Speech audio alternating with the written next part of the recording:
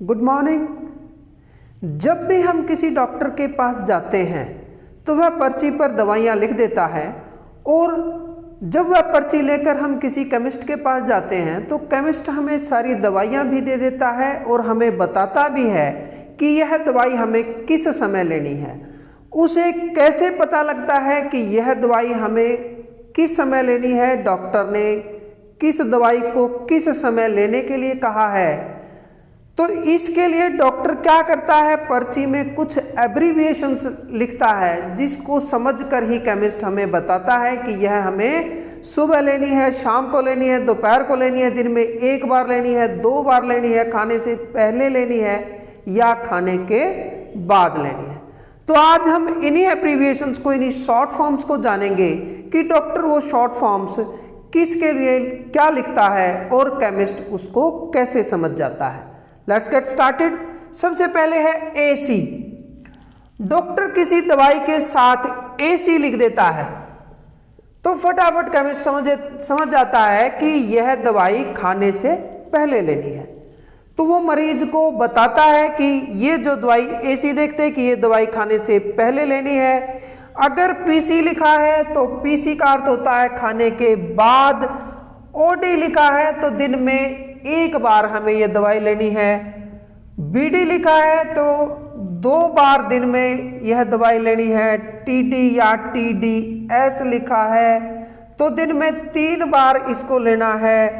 QD या QDS लिखा है तो दिन में 4 बार लेनी है। SOS लिखा है तो जब भी इस दवाई की जरूरत हो उस वक्त लेना है। कई बार डॉक्टर बताता भी है कि अगर आपको ज़्यादा दर्द आए, ज़्यादा दर्द महसूस हो तो ये दवाई आप ले लेना, और उसके साइड में SOS भी लिख देता है जिसको पढ़कर केमिस्ट हमें बताता है कि यह दवाई ज़रूरत पड़ने पर लेनी है। तो दवाई से पहले कई बार टैब लिखता है, इसका मतलब ये टैबलेट है। ये लिखना ज़रूरी होता है क्योंकि कई दवाइयाँ टैबलेट फॉर्म में या ड्रॉप फॉर्म में या इंजेक्शन फॉर्म में होती है, तो इसीलिए अगर टैब लिखा है तो केमिस्ट समझ जाता है कि ये टैबलेट हमें देनी है या इस दवाई का इंजेक्शन हमें देना है। उसके बाद है कैप्सूल। उसी तरह कई दवाइयाँ टैबलेट रूप में आती हैं और कई दवाइयाँ कैप्सूल रूप में आती हैं। तो कैप्सूल अगर कैप लिखा है तो इसका मतलब वह कैप्सूल होता है। IM या INJ भी लिख देता है कई बार डॉक्टर, तो इसका मतलब है कि यह दवाई हमें इंजेक्शन के रूप में लगवानी है। GTT कई बार लिखा होता है, उसका मतलब है ड्रॉप लेनी है।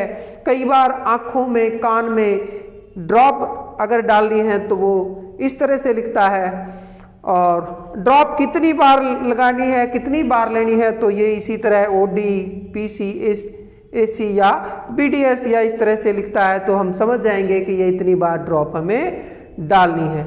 PO अगर लिखा है तो इसका मतलब यह हमें मुंह से लेनी है। जैसे दवाइयाँ सिरप वगैरह हम लेते हैं तो चम्मच से या जैसे भी ढक्कन से जैसे भी लेते हैं। तो अगर PLV कहीं लिखा है उसका मतलब होता है यह दवाई हमें पाउडर के रूप में लेनी है। सिरप SYP का अर्थ होता है सिरप। सिरप पीने की दवाई होती है कि यह हमें सिरप रूप में लेनी है। HS कई बार लिखा होता है। HS का मतलब होता है यह दवाई हमें सोने के वक्त लेनी है, सोते हुए लेनी है, इस दवाई को लेते ही सोना है। कई बार नीचे सॉल्यूशन SOL लिखा होता है, इसका मतलब है कि यह दवाई हमें सॉल्यूशन के रूप में या किसी चीज़ के घोल के रूप में लेनी है।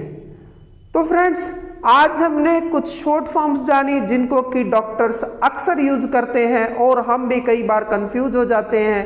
कई बार केमिस्ट तो हमें बता देता है, परंतु हम घर जाकर या अगर लंबा कोई इलाज चल रहा है 10 दिन का, 1 सप्ताह का, 1-2 दिन बाद हम, जैसे अगर कई दवाइयाँ होती हैं तो हम उसमें उलझन में पड़ जाते हैं, भूल जाते हैं। तो इस तरह की एब्रीविएशंस को हम इस तरह याद करके उस कन्फ्यूजन से बच सकते हैं, और उसको पर्ची को देखते ही हम ये जान सकते हैं कि कौन सी दवाई हमें कितनी बार, किस तरह से और कैसे लेनी है।